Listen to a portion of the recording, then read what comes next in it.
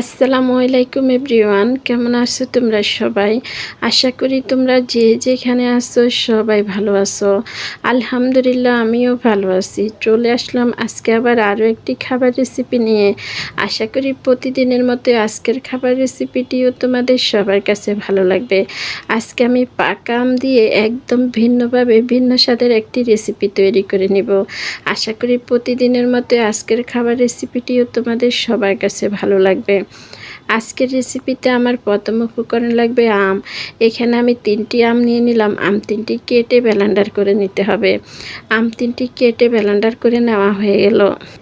এবার আমি একটি বাটি নিয়ে নিলাম। বাটির মধ্যে নিয়ে নিব 2 কাপ আটা। আমি এখানে 2 কাপ আটা নিলাম। তোমরা তোমাদের পরিমাণ মতোই নিতে পারো। আটা নেওয়া হয়ে গেলে এখানে দিয়ে দিব চিনি।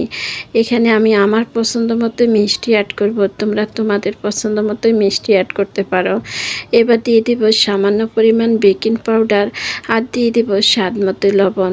এবার দিয়ে দিব গুঁড়া দুধ। এখানে আমি 3 চামচ গুঁড়া দুধ দিলাম। তোমরা এই গুঁড়া দুধটা কমিয়ে বাড়িয়ে দিতে পারো, কিন্তু চেষ্টা করবা এই গুঁড়া দুধটা দেওয়ার জন্য। গুঁড়া দুধটা দিলে খাবারের টেস্টটা অনেকটাই ভালো আসে। এবার শুকনো উপকরণগুলা সবগুলা ভালো করে মিশিয়ে নিতে হবে। শুকনো উপকরণগুলা এভাবে করে সবগুলো আমি মিশিয়ে নিলাম। এবার আমি আগে থেকে যে আমটা ব্লেন্ডার করে নিলাম, এবার আমটা দিয়ে দিতে হবে। আমটা দিয়ে এবার সবগুলি মিশ্রণ ভালো করে মিশিয়ে নিব। এভাবে করে মিশিয়ে নেওয়া হয়ে গেলে এবার দিয়ে দিব পানি। অল্প অল্প করে পানি দিয়ে দিব। আর এভাবে করে চামচ দিয়ে আমি এভাবে করে মিশিয়ে নিব। পানিটা আমি একবারে দিব না, পানিটা আমি অল্প অল্প করে দিয়ে এই ব্যাটারটা তৈরি করে নিব। পানিটা যদি আমি একবারে দিতে যাই তাহলে নরম হয়ে যেতে পারে, তাই আমি অল্প অল্প করে পানি দিয়ে এভাবে করে মিশিয়ে নিব। তোমাদের যাদের এখনও পাকা আম দিয়ে এই রুটিগুলা খাওয়া হয়নি, একবার খেয়ে দেখতে পারো। অনেক মজার একটি খাবার। বানিয়ে নিতে নিতে কখন যে এই খাবারগুলা শেষ হয়ে যাবে তুমি বুঝতেও পারবে না। এভাবে করে বানিয়ে দেখতে পারো। আর একই ব্যাটার দিয়ে 2 থেকে 3 রকমভাবে পিঠাগুলা তৈরি করে নেওয়া যায়। সত্যি কথা বলতে এই পাকা আমের পিঠাগুলা যে এত মজা হয়, কেউ না খাওয়ার আগ পর্যন্ত বুঝতে পারবে না যে পাকা আমের পিঠা সত্যি এত মজা হয়। আমি তো নিজেই খাওয়ার পরে একটু অবাক হয়ে গেলাম। পাকা আম দিয়ে সত্যি এত মজার পিঠা হয়। আর এই ব্যাটারটা খুবই সাবধানে তৈরি করতে হবে, যেন একদম পাতলা না হয়ে যায়, আবার যেন ঘন না হয়ে যায়। ঠিকঠাক একটি ব্যাটার তৈরি হলে এই পিঠাগুলো সত্যি অনেক সুন্দর হয়। আমি অল্প অল্প করে পানি দিয়ে আর এই ছোট চামচ দিয়ে এইভাবে করে মিশিয়ে নিলাম। তোমরা চাইলে এখানে হ্যান্ড উইচ ব্যবহার করতে পারো, কাঁটা চামচ ব্যবহার করতে পারো, কিন্তু আমার তো কিছুই লাগেনি। আমি এই ছোট চামচ দিয়ে এভাবে করে মিশিয়ে নিলাম। ব্যাটারটা কিন্তু একদম রেডি। আর ব্যাটারটা কীরকম ঘন হয়েছে তোমরা দেখে বুঝে নিলা কীরকমভাবে এই ব্যাটারটি তৈরি করে নিতে হবে। তেল ছাড়া এই নাস্তাটা এভাবে একবার তৈরি করে দেখতে পারো। সকালের নাস্তার জন্য হোক, বিকালে চায়ের আড্ডা হোক, বেশ জমে উঠবে। এই নাস্তা যদি টেবিলে থাকে সবাই কিন্তু অনেক পছন্দ করবে। আমি বারে বারে এই কথাটি বললাম, যদি এভাবে এই নাস্তাগুলো তৈরি করো তাহলে একটু বেশি করে তৈরি করে নিও, তা না হলে কিন্তু বাগে পাওয়া যাবে না। সত্যি বললাম। আমার ব্যাটারটা কিন্তু একদম রেডি। আমি অল্প অল্প করে পানি দিয়ে এই ব্যাটারটার এইভাবে করে একদম রেডি করে নিলাম। ব্যাটারটা দেখে তোমরা বুঝে নিলা আমি কিভাবে এই ব্যাটারটি তৈরি করলাম।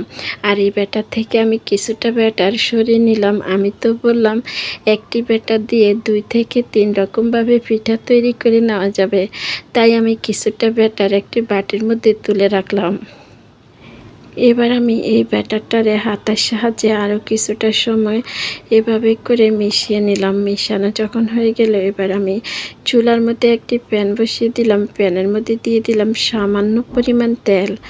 এবার একটি ব্রাশের সাহায্যে তেলটারে পুরাটা প্যান ছড়িয়ে দিলাম ঠিক এভাবে করে।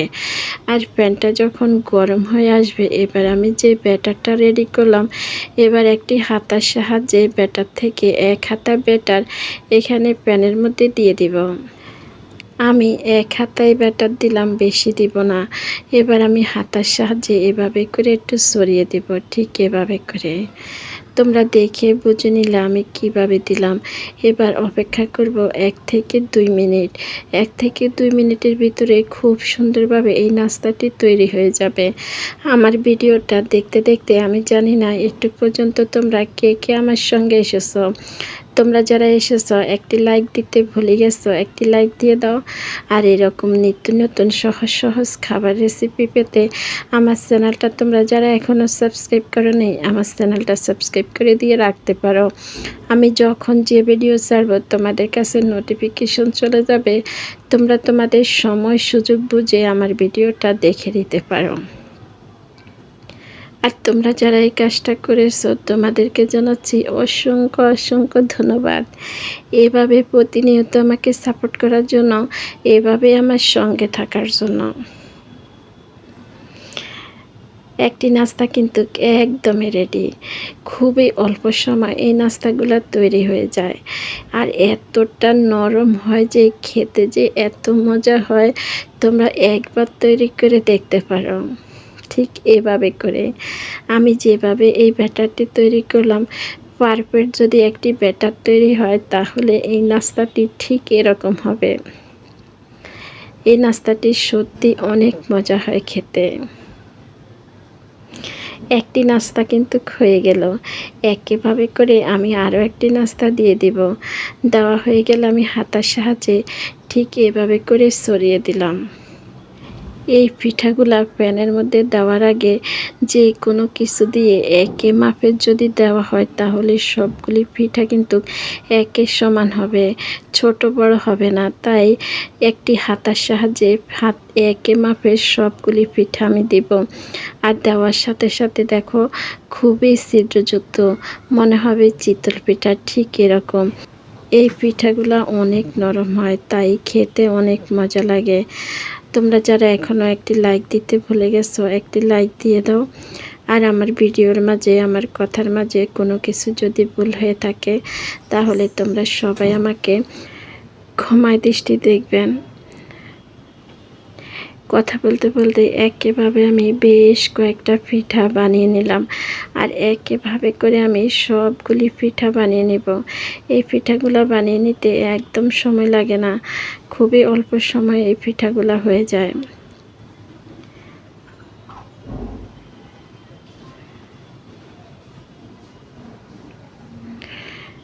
সবগুলি পিঠা কিন্তু আমার বানিয়ে নেওয়া হয়ে গেছে। তাহলে আজকের মতো আমি এখানে বিদায় নিলাম। তোমরা সবাই ভালো থাকো, সুস্থ থাকো। দেখা হবে, কথা হবে পরবর্তী ভিডিওতে। ওই পর্যন্ত সবাই ভালো থাকো। সবাইকে আল্লাহ হাফেজ। আসসালামু আলাইকুম।